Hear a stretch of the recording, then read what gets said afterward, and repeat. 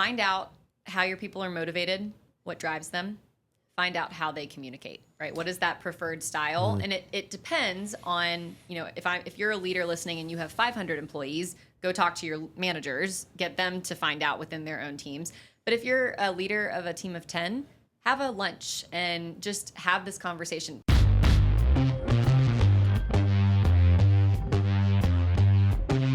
Hey everyone, welcome to another episode of The Way to Value. I am here with my partner, Marty Osborne, and number one best-selling release author today, Kamber Parker Bowen. Her book, The Generational Advantage, is out today, correct? Yes. So welcome, Kamber. We're really excited to dig into the multi-generational leadership that we need in today's workforce. So first, just tell us a little bit about the book. Why this book? Why now? Yeah, thank you both so much for having me. I'm really honored to be here and just really excited to have this book finally out. It has been a labor of love, as Marty and I have talked many times, so he knows. This book has taken about 2 years to get to print, and so it has been a long process, but I felt really, really strongly that this book needed to exist because what I found over the past 8 years of being in the multi-generational space is, yes, there are a lot of books on millennials. There's a lot of books on Gen Z. There's books on generations, but it's so much about the differences in the generations and not necessarily about the strengths of all generations and how do we take those strengths and leverage them to really see more success in the workplace. So this is a very data-oriented book. Each chapter ends with 5 action steps in addition to downloadable PDFs that they can get only if you purchase the book. There's 2 to 3 per chapter. So there's just a lot of value in this book.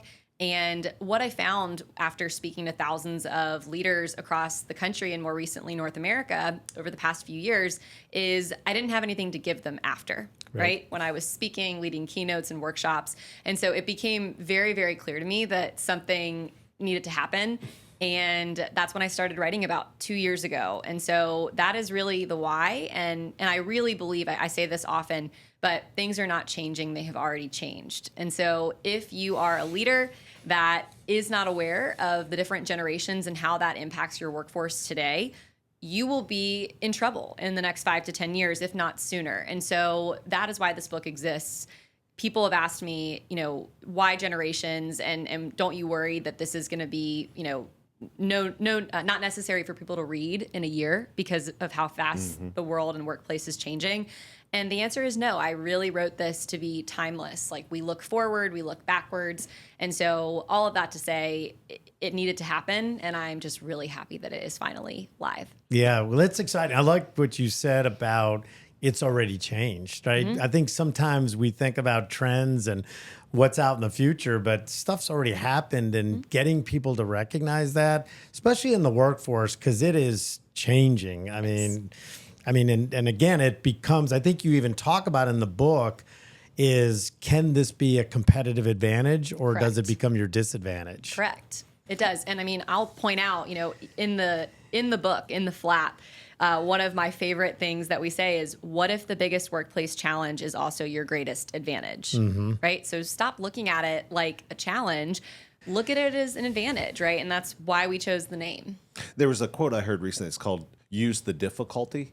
It's like it was a actor who was talking about stages and if something happens on the stage, like this particular example was a chair was stuck in a door and the guy stopped and threw the hole, and the veteran actor said, use it. Like, if you're supposed to be mad, pick up the chair and slam it to get it out of your way. Yeah. Or, if you're sad, do this. And so it became use the difficulty. And I think that's what you're saying here is, there's difficulty between all these generations, but let's use it. Find out a way to use it. What I love, I just want to go back for a second. You said there's 5 action steps at the end of every chapter. I love that because as a book reader, Marty and I talk about this all the time. It's like you read it and it's great in theory, but then you're like, but how do I implement it? Correct. So I love the fact that you include some steps in there. So tell us a little bit about the generations. I know I just took some notes. I think I'm a Gen Xer. Marty, you informed me before the recording that Marty is a cusper, which I didn't know that. Of. I'm kind of I was in the middle of nowhere because I'm at the end of the boomer and the beginning of Gen X. Gen X. Yeah. So And that which- really makes you a cusper. And I'm a millennial. And you're a millennial. So We we've have got three the different ones variety here. here today. Yeah. So there are, I will say, a lot of people, there's a lot of generational information out there, right? So I always like to give the caveat, be careful, really know whose data you're listening to and who you're listening to, because you can go on, I've heard people, spiel from Wikipedia before. So it's really important that when you think about generations, you know the source that it's coming from. And so we do all of our data in-house, but there are so many really, really reputable sources out there, right? Pew Research being kind of the gold standard for generational research. And so I say all of that because oftentimes I will look online and, you'll see headlines that say there are 5 generations in the workforce today. There's really only 4 generations that are currently in the workplace. But the silent generation, who are pretty much non-existent anymore, let's say there might be 2% of people that are from the silent generation in the workforce. It's not as significant as baby boomers, who are the oldest in the workforce, more senior. You've got the Gen Xers that come next. You have millennials, which makes up about 35% of the workforce today. I should have said how much Gen X represents. Gen X is about 25% today. Okay. And then we have Gen Z, which are our youngest in the workforce. That's typically who people like to talk the most about right now, right? Like they Yeah, don't we moved on work from millennials. hard. Yeah, We've moved on from millennials. And so Gen Z, by 2030, they'll make up 30% of the workforce. The 5th generation that we should all be really paying attention to is Gen Alpha. Okay. Uh-oh. That is the generation that's coming next. And so what I really believe is so important about the work we do is not just focusing on who is currently in the workforce today, but looking ahead, right? Because if you know who's coming into your pipeline, you're going to be much better prepared. When you think about Gen Alpha, so these are, they're going to be coming, they're starting high school this year. They will be in our workforce very soon, right? And if not in actually employees, they're going to be interns. They're going to be in your co-op programs. So it's super important to pay attention to them. And this is a generation that will never know a world without generative AI. So I often tell people, if you have, and it's in the book, if you have struggled with Gen Z, you've got another thing coming. There's a whole song on that. Yeah. One of the phrases you use in the book, and I really like it, is generational tension. Can you maybe explain what generational tension is? And I know the book really talks about how to transition that tension into your strategic advantage. Yeah, absolutely. So generational tension really comes from a baby boomer thinking one thing and the Gen Zer picking up on those feelings, right? And instead of having really strong communication, they let that fester, right? So there is assumptions that are made, baby boomers or Gen Xers looking at the younger workforce saying, things that you've heard, maybe have said, and it's okay if you have, but they don't know how to work hard, right? They are poor workers. They don't communicate well. They're always on their phones, right? Like, it's this assumption that's made, and it can go both ways, right? We know that Gen Z is doing the same thing. Yeah. I can tell you a lot of my millennial peers, there's a lot of memes out there, okay, like, let me go show this baby boomer how to convert a Word doc to a PDF, but he makes 4 times as much as me, right? Like, there's a lot of that. So it goes both ways. And so when you have that tension, you start to see these intergenerational communication barriers that take place. If those barriers are put up for too long, you are not paying attention. You have some blind spots, right? That's going to impact productivity in your workforce. That's going to impact performance and ultimately profitability as well. I mean, one of the things that I love about this and this discussion is sometimes we use generations for bias, right? Yes. We use it as a reason to say no, not a reason to say yes. And we spend a lot of time in the assessment, like doing employee assessments, personality assessments, and it really is just to make people more self-aware. And I think what this does, and just in that description, we become more self-aware, not only of ourselves, what we do, what we say. And if you're not thinking about this or talking about it, it does come back to bite you. And I saw one thing that was a kind of an interesting example coming from a boomer standpoint there was a book about inheritance, and it was how we're passing money down generations. And one of the problems we have in boomers or people with money is they didn't want to pass it down because they felt like the people down didn't earn it. And it was this weird thing. Instead of just we're passing, we're giving, we have this feeling like, well, you didn't earn it. And now we start playing games. And I feel like sometimes in business, then the boomers, and I speak to that, is this leadership doesn't pass down authority. They don't pass down because in their mind they didn't earn it because they didn't walk uphill to school in the snow and all the stories, when in actuality they have. And so I think that is, I know for my generation, we have to give up that thought process. We have to give the respect. And I know for us right, Dale, at Advoco, we use generational advantage because we hired a lot of younger, exciting people. We married everybody together. And when that mix works, it's special. It does. Another example of that, just to kind of put it in context, that I hear often is, sick days, PTO, and paternity leave, for example. I talk to a lot of senior leaders, men and women, who will say, well, we didn't have that. Look how we turned out, right? So there's this automatic judgment and assumption that's being made, and it really does more harm than good. So the purpose of the book, the purpose of why this is my life mission, right? I told you guys I'm entering a new decade today. Seriously, when I look back at the last decade, I mean, this has been my life. Like everything that has come up to this point, like the book is kind of like tying a nice little bow, right, on what I've learned. But there's so much more to be learned about this space. And so the reason I've made it my mission is because what would it look like if one day when Gen Z, so the youngest in the workforce today, the 20-somethings, when they're in the senior positions, what would it look like if they had a totally different mindset where they looked at the newest generation in the workplace, whoever they are, right, Gen Beta or whoever comes after that? What would it look like if they looked at them with admiration? And what can we learn from them in order to really make our workforce strong, right? And same thing, how do we get the younger people in the workforce to respect the decades of wisdom and legacy that the senior leaders have brought, right? So it's a multi-generational approach. It's not just one way. Yeah, we going back to Advoco for a little bit. I never said a bad thing about the millennials. We were hiring a bunch of them, and in a lot of ways, I was like, these kids are so. They've got their stuff together way more than I did at that age. I think the good news is we didn't have cameras and everything recorded, so people didn't know the stupid crap we were doing. Yeah. Thank goodness that stuff went around. And, even that sort of comment, like how to do like a Word doc to PDF, like it's amazing. Like we hired the younger generation and because they already knew all the technology, like there was never a question of how to do this, why we do this.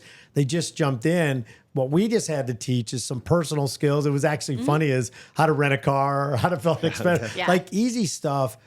But when they worked, like we found, especially in the maintenance world, is when older people work with older people, they wanted to debate and fight everything. And we never could get stuff done. But when we put younger people in on the project, they knew the technology, the older person knew why. And it was like this perfect marriage. Like they just got along, and where people may have said that will never work. For us, again, it was a huge advantage for us, and I think why we dominated in our space. Yeah, I believe that completely. Yeah, so you've written this book. You also have a company I didn't mention in the introduction called Generational Performance Solutions. Yes. So you're talking to a bunch of companies. You're in massive companies, smaller companies. What's maybe the biggest mistake you're seeing companies make, or maybe not mistake, maybe they're just leaving something out, but what are you seeing as, hey, this is what's really missing out there right now when it comes to multi-generational teamwork?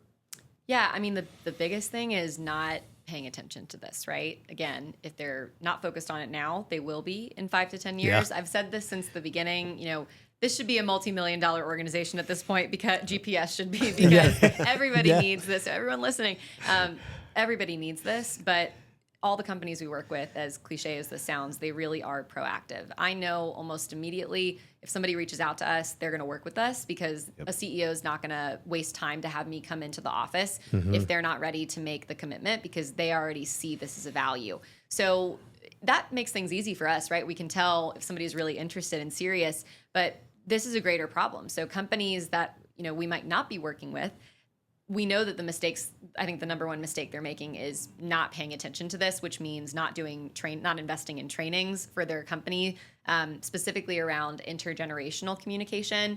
It's looking at things in the framework that we've been talking about, right? Well, this is how we've always done things, or they didn't earn it. So that really is very toxic for a workplace. Right. I'm not saying let's give in to the younger generation. That's not what I'm saying at all. Give them the tools, because the reality is we are facing, and we're in a very, I would say, crisis-centered workforce at this point. There's a lot going on with AI, with technology, and I'm talking about all different types of AI. That's really creating this sense of uncertainty. And so a lot of companies have their foot on the brakes.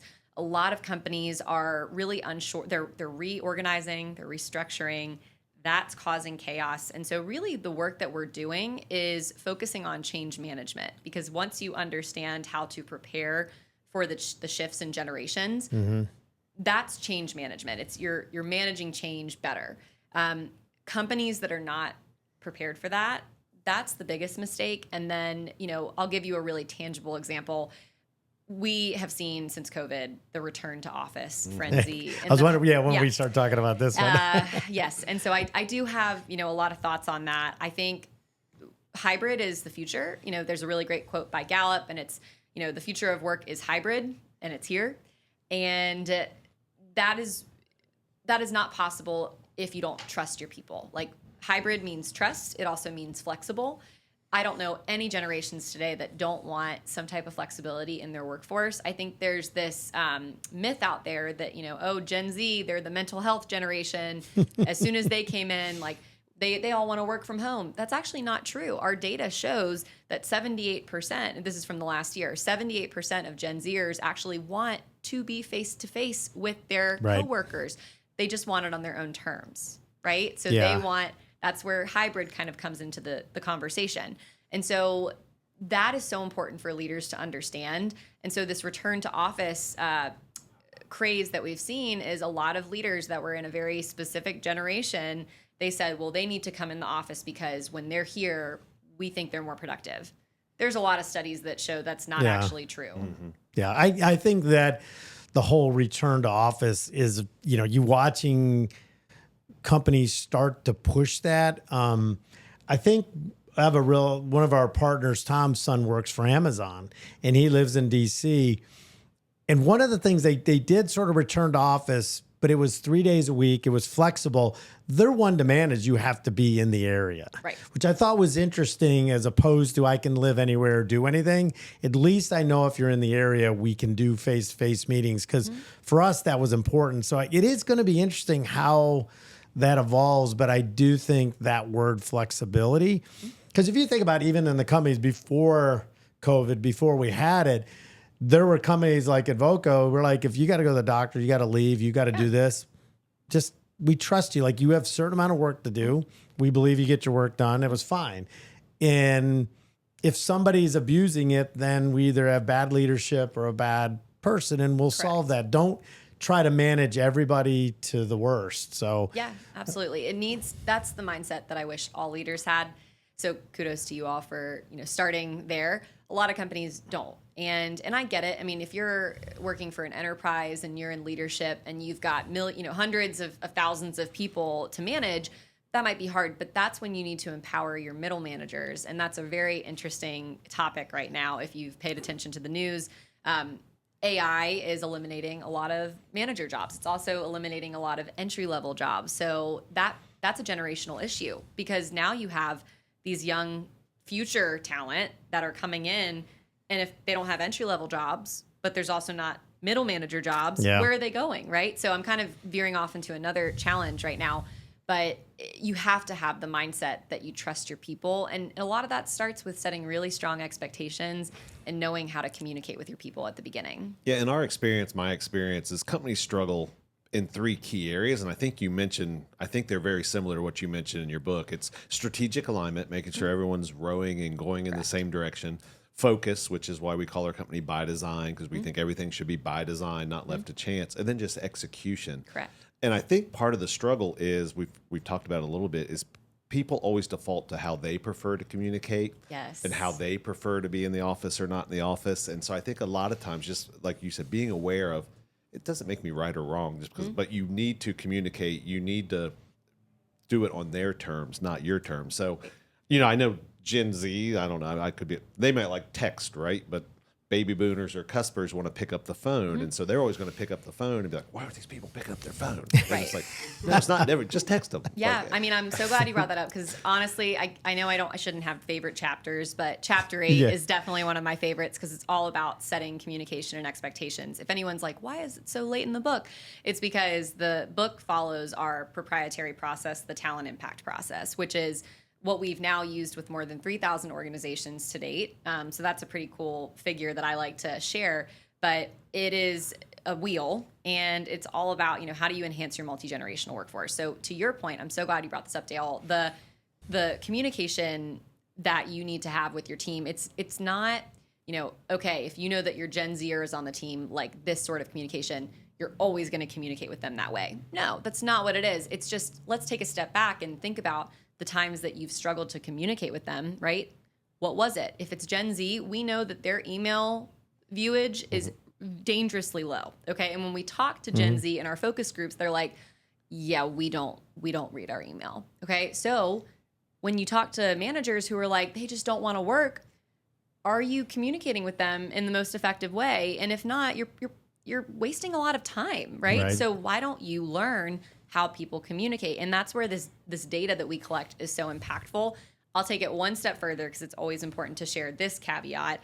Generational data is really great to understand trends, but it doesn't tell the whole story, right? You have to know your people and your individual people, because I have baby boomers that come up to me after a talk and they're like, I text more than my 28-year-old coworker, right? So there's always going to be Outliers. people that are outliers, Yeah. and that's so normal, but you just have to know that when you're talking to me, because generational data is amazing. It can help you communicate better. It can help you attract, retain talent better, but it's not the whole story. Yeah. One thing is interesting, and we talked about this, and we had a client, is everybody always brings up as a problem in their company is they always say communication.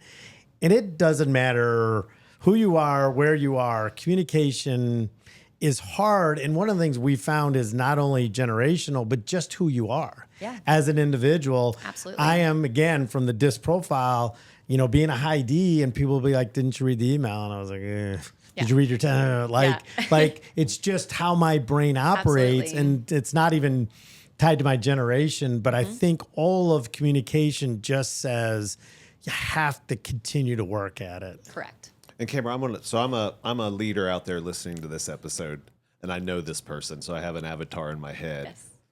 They might have a Gen Z or a millennial, a Gen Xer all on their team, and they're sitting there going, Kamber, there is no way that I'm going to take one message and have to do it 3 different ways. That's just not efficient. I don't want to do it. Why can't I just do it the way I want to do it? Yeah. I mean, How would you address that leader? Because I Yeah. know they're out there. Oh, and I used to get that question all the time, so I actually just started addressing it early on Yeah. in the conversation. So thank you for bringing that up.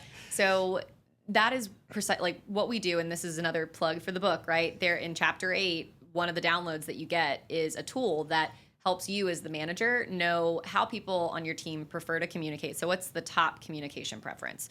What is their urgent style of communication? That's really important as well, because we now live in a 24/7 world where everything seems urgent all the time. And when everything's urgent, nothing is. Yeah. Or when everything is urgent, how do you know what's really important? So in our workshops and our keynotes, I have people actually write this down on this tool.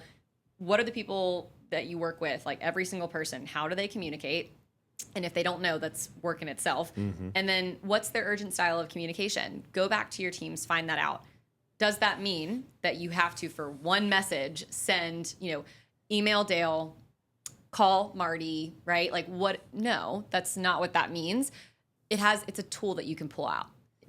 I say it's like your secret weapon, right? So what I would tell that leader, who I know there's probably many people asking that question, what I would tell them is have that tool, know it, so that when you need something, when you need to drive productivity, drive performance, that's what you use. And I'll give you a real-time case study that's very recent. I led a workshop for a small architecture firm recently that we've worked with for several years. So we do this workshop every year at this point. It used to be more frequent, but they have 3 new team members that they have added since we did this workshop last. And we went in and we did this training, very specifically what we talked about just now. And in that training, we dove into this. People were a little like unsure at first. They were like, I don't know about this. We go back 3 months later for our check-in, and they were like, we can't believe the success that we've had with this. Like this, we pay attention to it now. We're not emailing every single person, texting them, the same message. We are using this as a tool, but everybody is just talking about it because we're so much more aware than we were before. And so that's going to impact their recruiting. That's going to impact their retention. Their productivity is significantly higher based on the pulse survey that we did, on a quarterly basis. So I always love seeing that and hearing that. And I know that's a long-winded answer, but I think it's really important to share some of that context. Does that answer your question? It does. And I think where this stuff really comes into play, and DISC and everything, is when you have to have either a difficult conversation, because it allows you to kind of, again, set things on their terms. So it's going to be received. It's going to be listened to. Or even just like your one-on-ones and your development talks. Like, right, that's where I feel like it's really important to know where, right? If it's just a mass, hey, open enrollment's coming, you don't necessarily need to customize that message. No. But if you have to sit down and tell somebody they're not meeting expectations or just development, I think it just is going to be way more impactful, way more valuable for both of you if you're on that same wavelength. It is. And can I share one more thing? Yeah. So you mentioned customization, right? That's a kind of golden word that I think a lot of leaders struggle with because they're like, we're already stretched thin, we're doing a lot. If you take a little bit of time on the front end, you will save a lot of time and money in the long run. And I'll give one more quick example. We did a training with a leadership team at a regional hospital system, and we were able to survey and have focus groups with the employees at this hospital, the associates, following this training with the leadership. And the feedback was just overwhelming from these associates who were like, wow, they actually care. Because I found out the leadership team actually sent a survey out to their team because they have, hundreds of employees. And they responded. I mean, it was like 100% participation. And people told us they actually care. So we talked about trust today. We've talked, we haven't talked about values, but that's something else that a lot of younger workers really do look at and care about. And so for a little bit of time on the front end, what could you see in return? I mean, retention numbers skyrocketing, and the list kind of goes on. Marty, you were going to say something before I jumped in. I love the part that just jumps to me is that care piece. Like, as a leader, as long as we show that we care, and it's even within our customers or whatever, when you show that you care and that you're willing to go the extra mile, reciprocally, they'll do the same thing. Like, they'll come back and say, no, email's fine, or for this or that. And so to me, I think I love that word care. And we actually had a previous guest on, and one of their mottos was, I care, and that everything they do, and I can't remember the acronym for care, but it really is what I think as leaders, as organizations, is when we show we care, then it works. And there's always going to be differences, and there's going to be the stereotypes, and we're going to have the battles. They're never going to go away. But that's a big piece. Can you talk a little bit about, I think we had a conversation about how technology is played into this, because that's a lot of how generations are formed. And I think it's really good for the listeners to kind of hear that breakdown. Yeah, absolutely. So, I really do anticipate generations will shrink over time because generations are really dictated by the powers that be, right? Pew Research and some other big names. They're dictated by a few factors, the technological advancements in that time, environmental factors, and then looking at, economics, what's happening in their formative years. Those 3 areas are really, and then major life events, major life significant events, like we talked about 9/11 before the call, right? That's always a really strong indicator of Gen Z and millennials. Millennials remember 9/11, Gen Z doesn't. There's the post 9/11 world and there's the pre 9/11 world. So that was a very clear indicator of Gen Z as the new generation. So I bring that up in your question about technology because technological advancements are changing so fast. I mean, literally, as we've been sitting here, something else is changing, right? Right. So baby boomers, the baby boomers to Gen Xers, those advancements were not anywhere close to what we saw between Gen X and Millennials and Gen Z and so forth. And so technology, I mean, how it relates to generations is, one, it dictates how we define generations. But two, I think of AI and I think of what I said about Gen Alpha earlier. It's the first generation that will never know a world without generative AI, right? Who knows what it'll look like for Gen Beta? And Gen Beta are babies that are born this year until who knows when. I'm guessing it's not going to be 15 years from now. And so that's why, the last chapter of my book is actually all about, where do we go from here? How does technology impact what we're doing? And the reality is I tried to make this as foundational as possible so that people can come back to this, because the talent impact process really is timeless, I believe, and I think people who have read it so far would agree with that. But the change, if you kind of look at the wheel that we have, the change that's circling around it really is technology only. Yeah. I don't see any other change as dramatic as that. So hopefully I answered that question. I know we could probably spend an entire episode talking about it, but just pay attention, any leaders listening, pay attention to Gen Alpha, because they will be here very soon, and how they view the world and the workplace is, we don't even yet know what that's going to look like. Because I think tools also shape. I mean, one of my favorite questions I'll ask somebody is, do you know what a Hayes modem is? And it's funny, people are like, I have no idea. But for us in our generation, that was the first connection to the internet. Yeah. Like it was the start of, we didn't have any of that stuff, just like phones and how we used to travel and so forth. But again, I think it's why it's important to understand technology, because again, sometimes we judge people, but yet it's how you were brought up. It's what you understood. It's what you know. And it's what you know and how you communicate. And so to me, this rapid growth in phones, again, who would have ever thought like phones would be so kind of integral to our lives? Like what they say, like there's more anxiety in losing your phone than it is like losing your wallet, or even they said losing a friend or whatever. Like it's weird that anxiety is. It's literally another limb for people. And, Gen Z, so that's right now they're 14 to 28.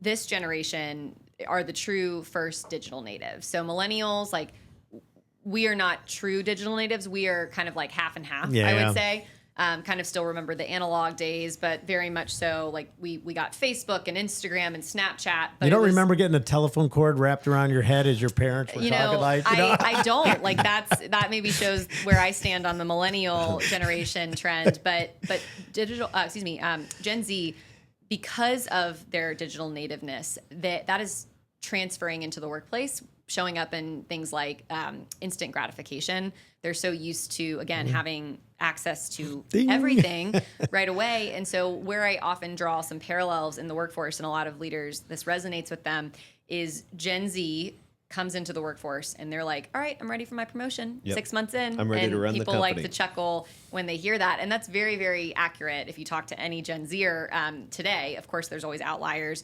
But am I saying that's a direct correlation to their social media usage? No, but I think there are some parallels there, because they're so used to getting things on demand. So why wouldn't they come into the workforce and get a promotion immediately? So it's not all on them. I think that we need to do a better job as leaders when they come into the workforce, setting better expectations. There's some really false expectations out there. It's actually, that was what happened in my first career, and it's ultimately what led me to start my business. So, it's good to have some false expectations out there, but I think we could do a better job of being clearer. Kamber, how do we submit a micro generation? Because I think there should be a micro generation that knows the AOL dial-up sound. And those that don't. I don't know if that's an official marker, but I feel like that's a good separator of connectivity, and we had to wait for the CDs to show up in the mail for your I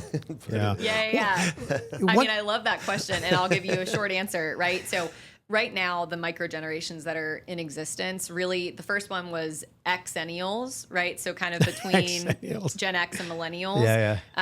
And then you've got the Zillennials, which are the Gen Z and Millennial mashups. And so I think that there's more and more in between those, to be completely honest. And I think those will be uncovered. That's a trend I'm anticipating over the next 5 years. Yeah. I want to go back to this promotion thing. What I think is really unique about that is, again, there's this stop it, OU, Gen Z, when in actuality, I think you can use it to your advantage. Like organizations and leaders, one of the things we did really well was that, and I think here's the problem is companies don't have career paths. Right. So they don't know how to move them. And so what we did was we created these bands, but we put steps within those bands that said, if you do this, you get this, if you do. And so clearly it was knowledge-based, it was people-based. And so if you said, hey, I want to promote, they knew where to go, or if they wanted to be promoted. And we see it now where, like, when the company that acquired us, their hiring and promotion policy is terrible. And they keep saying, oh, we're doing great. And then promotion time comes, they're like, oh, we're doing bad. We've seen all kinds of stuff, but they lose them all because people don't know what's next. And it's like this fuzzy logic. And I think as organizations, we need to be clear. We need to understand that, you know, don't do it at your peril because people will leave. And those organizations that, and again, a promotion doesn't have to be big and a lot of money and all this stuff. It can be performance-based or stare-based. And I do like having a lot of those because people then feel accomplished. Where a lot of companies, I feel, make a mistake with their career progressions is it's just a linear, here's the job title, here's your next job title, here's your next job title, where what we did is we put, here's the skills you need for that position, and here's the behaviors we expect, and here's the impacts we expect this. So you could literally go right through there and say, okay, if I want that, I got to learn how to lead a client meeting, and I got to know how to do P&L sheets, and I got to know how to do this, that, and the other, on top of here's the technical skills I need. And I feel like, you know, again, that's going to be different when you're talking these different generations. Some of these folks are going to have some of those skills just because of the generation they're in. Correct. And then their career development is going to be like, okay, I'm just going to pick Gen Z. They like to text and maybe not lead meetings. All right, so their career development, we got to get them comfortable standing in front of people and talking versus being behind a screen. Yeah, I mean, I love what you guys are saying because one, I think your company was so proactive, you would have been one that worked with us, Yes, right? we Based would on have. what I shared Yeah, earlier. yeah. So we would have worked together regardless. But we have a chapter all about onboarding and development where we talk a lot about career trajectories and doing exactly what you both just said, right? Let's not just create this linear map, but let's actually say, all right, what are the bullet points underneath that? What does that actually mean? Mentorship is a big thing that can come in there. Are you paired with a mentor? Can you be a mentor? Because for some people, that's an option for their growth, right? That's something they want. And so mapping that out is so important. One quote that I hear more often than not, maybe in different variations, is, you know, if I don't know where I'm going, why would I stay? And most of the time, Gen Z and millennials will leave if they can't see the path. Yeah. And so your job as an organization and as a leader is to make that path clear. Again, for a little bit of extra work on the front end, you're going to see significant impacts in the long run. And, you know, Dale, going back to your list that you mentioned, you know, some generations that's going to change based on their age. Another piece of this is how they consume information, right? We've talked a lot about how they communicate, but how do people learn? And how they learn is different, right? A lot of baby boomers and Gen Xers, they crave that in-person learning. Gen Z, what are they doing? They're used to looking at their phones and consuming bite-sized clips. So we've worked with a lot of organizations, a lot in the engineering space particularly. Yeah. They've been kind of on top of this lately, I will say, and jumping on it. But we've actually created bite-sized learning videos as opposed to 30-page outdated manuals for onboarding. And guess what? Things have been significantly better on the onboarding and development front. So that's where generational data can really play a big part. Let me ask you your opinion. On the DISC and Working Genius that we use, we always tell people there's no right or wrong result. They're just different, and you need those differences to succeed as an organization. What I'm hearing, at least what I'm hearing, is there's no good or bad generation. It's just we're different, and we need to figure out those differences so we can all work together to perform at our highest level. Absolutely. I couldn't have said it better myself. There is, for somebody who is a millennial, right? I'm not here saying we're the best. Like, no. We all have our own baggage. We all have challenges that we need to work through. But the best leaders, and there are so many leaders. I don't want anyone thinking that I'm just, you know, oh, all leaders are bad. They don't do what they should. You guys are examples of that, right? You were already thinking this way. The goal would be to get as many leaders as possible to view this and have this mindset shift. And I think I've shared this with you before, Marty, but people the best thing that I can hear is when somebody comes up to me after I lead a keynote or a workshop and they say, "You got me to change my mind." Like there's a mindset shift. I'm not trying to get anybody to change their beliefs. I am trying to get people to be open from point A to point B. Yeah, to be just open, to be aware. And then guess what? Even if you hear me speak one time, you remember that and you think back to those little nuggets. My favorite quote to share is, common sense is no longer common. So stop assuming that people know that, being on time means being 5 minutes early. I'm here to tell you, Gen Z does not think that, okay? They will show up 15 minutes late. They think it's a suggestion. Be clear, put it in writing, know what to do. So if I can even have somebody remember that one thing, then that's already starting to get their gears turning. Common sense is not common. I got to remember that one. Yeah, that usually gets a chuckle. Yeah. Well, because again, part of the whole premise of my book was how to become the leader people are happy to see. Mm-hmm. And to be that leader, you have to understand this stuff. And if this is not a piece of that, if this, really understanding the generational advantage is not part of your portfolio, then I don't see how, it's hate to say how you can succeed. Mm-hmm. Because at some point in time, when you double down on the old days, and I watch this with my kids, I watch it in their businesses, I watch these leaders dig into almost out of fear, because they don't know and they don't understand. So when we don't understand it, we act out, we block it. And so to me, everything really starts with knowledge and education. And I hope that everybody gets your book because I think it's a winner. Yeah. Kamber, as we kind of wrap up, other than buying the book, which everyone does, it's on Amazon and wherever you get your books, go do that. And calling you and working directly with Generational Performance Solutions. Again, I'm trying to talk to that leader out there who's listening. Maybe what is one low-cost, high-impact thing that person could do tomorrow? Like they could walk into the office tomorrow after listening to this and at least do this one thing to kind of get the ball rolling. What would you recommend that one thing for those people? So find out how your people are motivated, what drives them.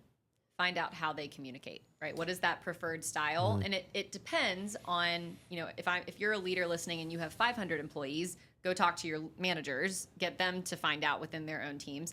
But if you're a leader of a team of 10, have a lunch and just have this conversation. Play a clip of the episode, right? Get the book for your team for a book club.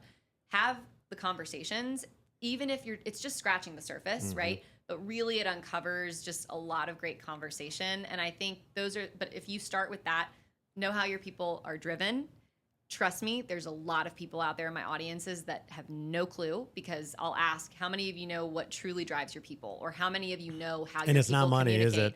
No, I mean, it's it could more be, often but it's, than not. So money is typically the number one driver to get into a job, right, in the recruiting phase. But it drops to number 3 or 4 when it comes to time to retain them and stay. So those are the first two things I would say. And I love that, because I think what happens, we talked about it a little earlier, is when people think about what motivates their employees, they fall back to what motivates them, and they just assume if it's money or if it's, well, I'm motivated by money, so my whole team must be motivated by money. So it isn't. It's not amazing. The case, let me tell you. It's amazing how easy it is just to ask.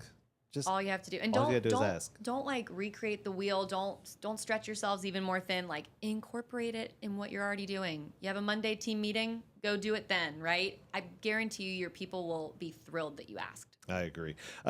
Well, we're going to wrap up this episode again. Kamber, thank you so much for your time. I know birthday, book release, your regular job. You got so much going on. It's a fun day. And you found an hour to spend with us, which we totally appreciate. Thank you so much. Great stuff in this book. Again, I think just as leaders, if you're not sticking your head in the sand's not an option for this stuff. To be successful, we always call it the hiring pyramid, right? You got to hire those younger, less expensive resources. So you're going to deal with this, whether you want to or not. So get the book, figure out how to do it right, and turn that generational tension into a strategic advantage. Thank you so much. Thanks, guys. Yeah, thanks.